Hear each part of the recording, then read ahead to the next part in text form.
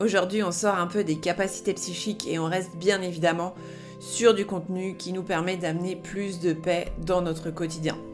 Avec un sujet fort intéressant qui est la résistance. Est-ce que tu as déjà remarqué que lorsqu'on te dit « surtout ne pense pas à un éléphant rose », tout de suite ça a une image débile d'un éléphant rose. Peut-être même qu'il vole, maintenant que je t'ai dit qu'il volait. C'est juste l'illustration que la résistance n'est pas le meilleur moyen de se débarrasser d'un problème.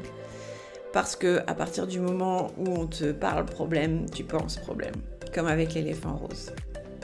Alors dans cet épisode, je te propose d'explorer des solutions pour te défaire de tes résistances naturelles et enfin avoir un peu la paix. Je m'appelle Léa, je suis à la fois coach business, entrepreneuse, amoureuse, maman, médium et j'en passe, multiple, tout comme toi. Et puis j'ai des rêves plein la tête, dont celui d'un monde plus en paix. La paix dans le monde, elle démarre par la paix en chacun d'entre nous et ça, c'est déjà un sacré challenge au quotidien. Alors ce podcast est une ode à la vie, à la simplicité et au retour à soi. Mon objectif est d'amener de la paix, du détachement, de la confiance, du rayonnement, de la joie, parce que ce qui est bon pour toi t'amène à briller. Et que si tout le monde brille, alors l'ombre s'estompe. Qui que tu sois, qui que tu crois être, qui que tu veuilles être, ce podcast te donnera des pistes pour une vie alignée et en paix. Si à la fin de l'écoute, cet épisode t'a plu, pense à le partager à quelqu'un à qui il pourrait faire du bien. Et puis mets-nous des étoiles, des likes, des commentaires pour faire voyager le message. Ce à quoi tu résistes persiste. Pourquoi ? Parce que c'est précisément sur cette chose que tu portes ton attention. Et là où va ton attention, va ton énergie. Or, comme tu investis ton énergie sur une chose, elle prend de l'ampleur. Un peu comme ces expériences qui ont été faites avec les plantes. Donc on a deux plantes dans le même contexte. Il y a une plante qui va être simplement posée près d'une fenêtre et puis on va pas s'en soucier plus que ça. Elle va être arrosée, on en prend soin quand même. Mais il y en a une autre à qui on va parler, on va envoyer de bonnes ondes, etc. Donc en termes de soins, elles ont les mêmes soins, mais c'est l'attention qui va changer. Il y a une plante sur laquelle l'attention va être portée et pas sur l'autre. Celle qui va grandir la plus vite sans surprise, c'est celle où on porte une attention particulière. On lui parle, on lui envoie de l'énergie.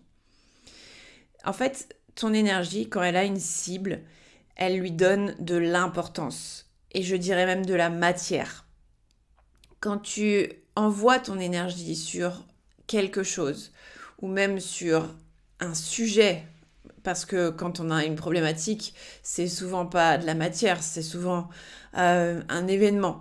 Quand tu envoies de l'énergie sur cet événement, tu lui donnes de l'importance et tu en fais quelque chose de tangible.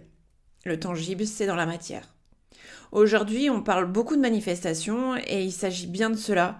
La matière, c'est de l'énergie cristallisée, ayant à son origine une intention. La matière est de l'énergie cristallisée, ayant à son origine une intention. Nous sommes tout le temps en train de manifester, tout le temps.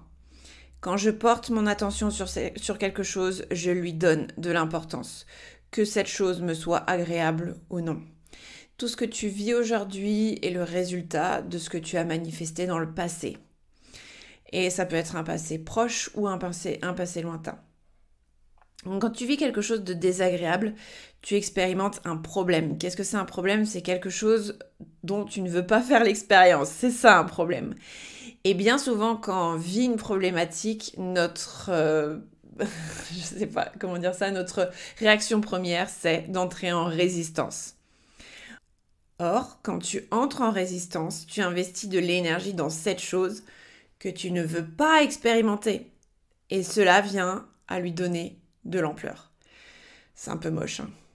Quoi de mieux pour illustrer cela qu'un exemple personnel ? Il y a quelques années, je trouve que le mode de garde n'est pas adapté pour ma fille. Je trouve qu'elle ne va pas bien. Nous sommes séparés avec son papa et donc je décide de demander la garde. Je suis émotionnellement investie. Il faut absolument que je sorte ma fille de là. C'est un peu ce qui se passe dans ma tête à ce moment-là.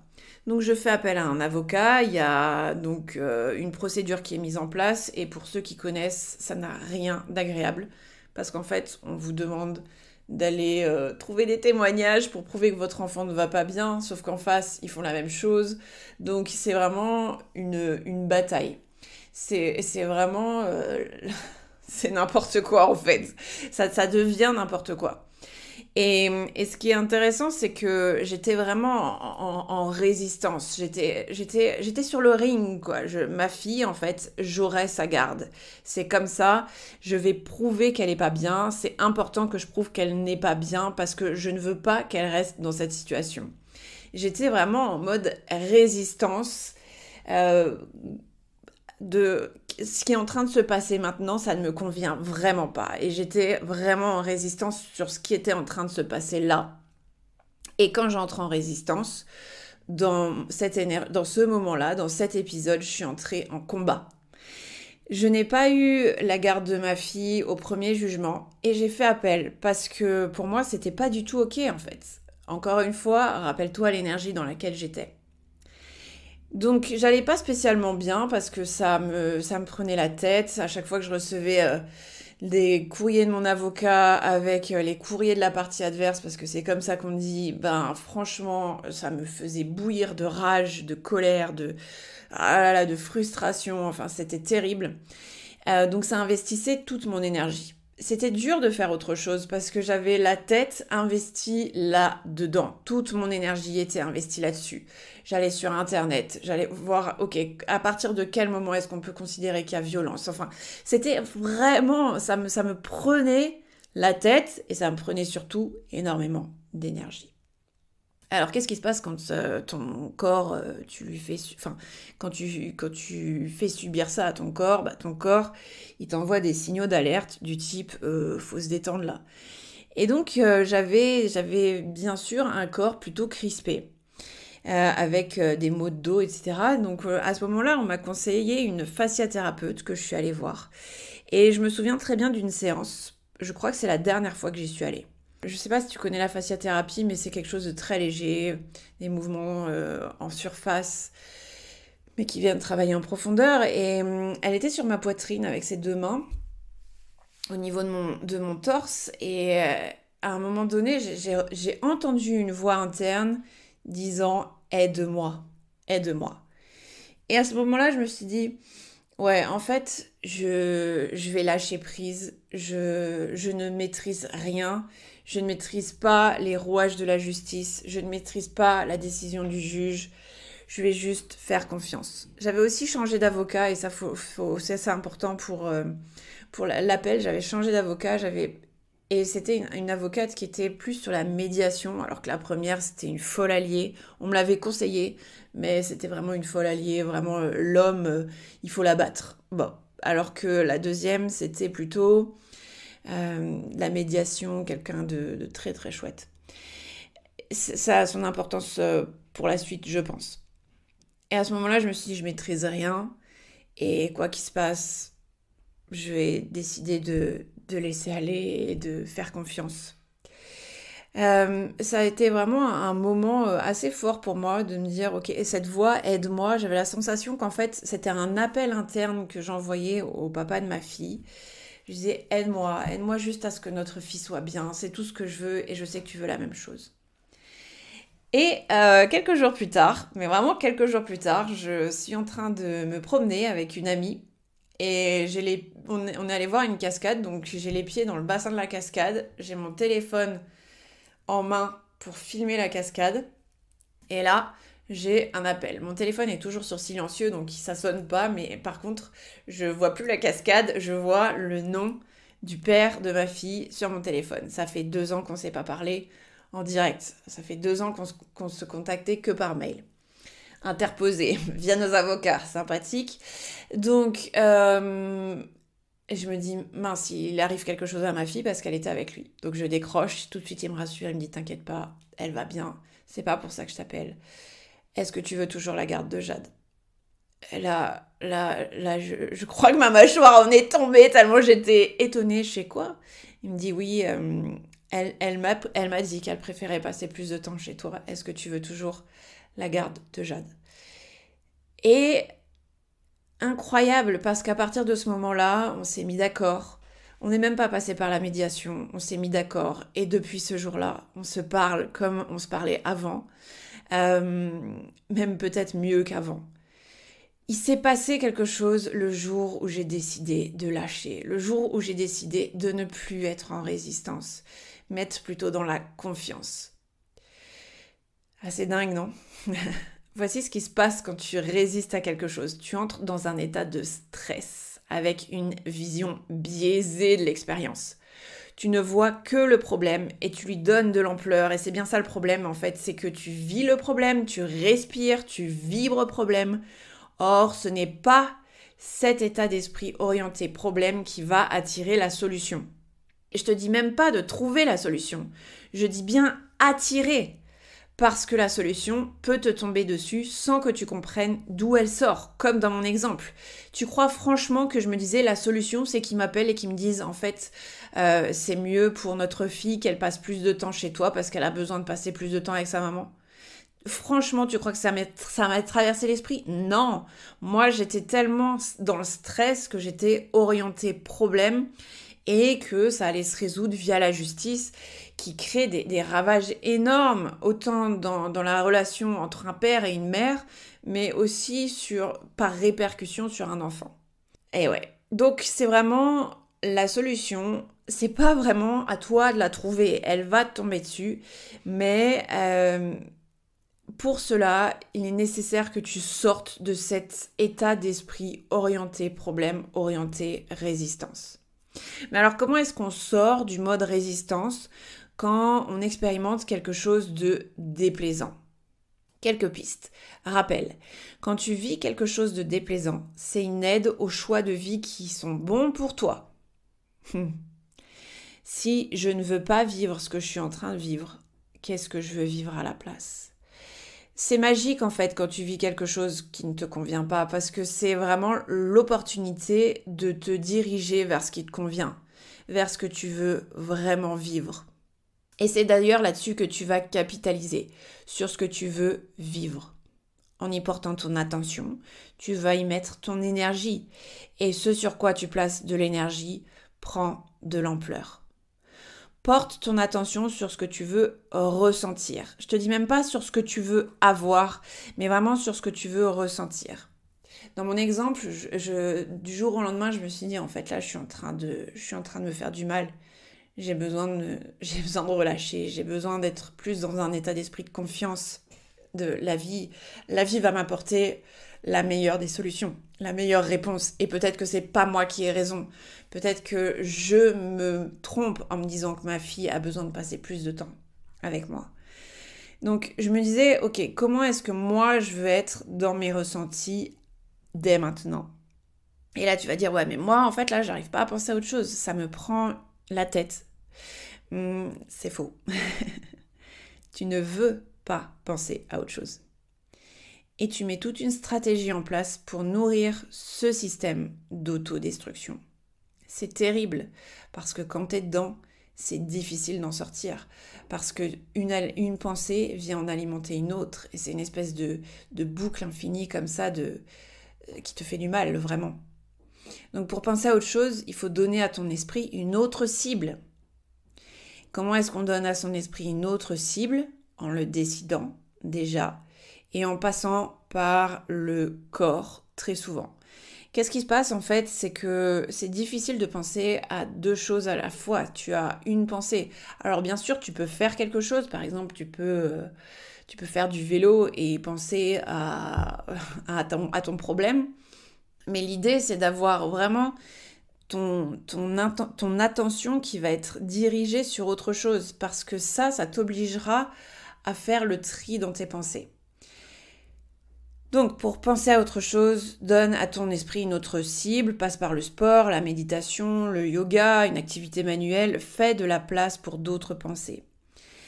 Ça passe par le corps parce que ce dernier répond à ton psychique. Psychique et physique sont intimement liés. Quand tu regardes une personne déprimée, qu'est-ce que tu observes physiquement ? Ah bah déjà, ça se voit physiquement, quoi. Je veux dire, les épaules sont rentrées, le menton est baissé, Si tu demandes à une personne déprimée de se redresser, de se mettre droite, de lever le menton et tu lui demandes de te raconter tous ses problèmes de déprimée, c'est beaucoup plus compliqué pour elle. Pourquoi ? Parce qu'il y a une dissonance entre la posture du corps et le discours. Le corps va entrer en résonance avec ton discours interne. Mais la posture inverse est vraie aussi, c'est-à-dire que si mon corps a une posture de victoire, une posture de bien-être, ce sera plus difficile à l'esprit de se dire « mince, je vais mal ». Donc, repasse par le corps pour changer ce psychisme qui ne te fait pas de bien du tout. Ce à quoi tu résistes persiste parce que en entrant dans des émotions liées au stress, tes capacités de réflexion sont altérées. Donc c'est le moment de prendre du recul. Prendre du recul, c'est poser de la distance, un moment de calme, revenir à toi. Ne pas surinvestir de l'énergie sur la recherche de solutions. Parce que c'est bien ça, en général, quand on a une problématique, quand on résiste à quelque chose, on surinvestit de l'énergie sur cette chose-là. Et quand on a une problématique, souvent, on surinvestit de l'énergie sur la recherche de solutions. On se dit que la solution va arriver quand on va ne faire que penser à cela. Je pense qu'à ça et puis je trouverai bien. Et en fait, c'est pas du tout comme ça que ça se passe. Pourquoi ? Parce que tu es dans un état de stress. Et dans un état de stress, tes fonctions vitales sont primordiales, mais tes fonctions cérébrales sont limitées. Donc, si tu penses que tu vas trouver la solution dans cet état-là, bon courage, tu vas passer un petit peu de temps. Voilà. Donc, ce n'est pas l'esprit qui crée le problème qui va trouver la solution. Et c'est là qu'on revient à, faut faire autre chose. Revenir à soi, retrouver de la sérénité, c'est ça le premier objectif. Et bien souvent, ça passe par le corps. Donc, ce n'est pas une fuite, attention. C'est pas, j'ai un problème, ah non, je vais surtout pas y penser. Non. C'est un processus conscient, c'est juste une étape. Je sais que j'ai quelque chose qui me gonfle et je me demande, ok, mais en fait, quelle partie de moi là n'est pas ok et pourquoi ? Quelle partie de moi n'est pas ok et pourquoi ? Que vient m'apprendre cette situation sur moi ?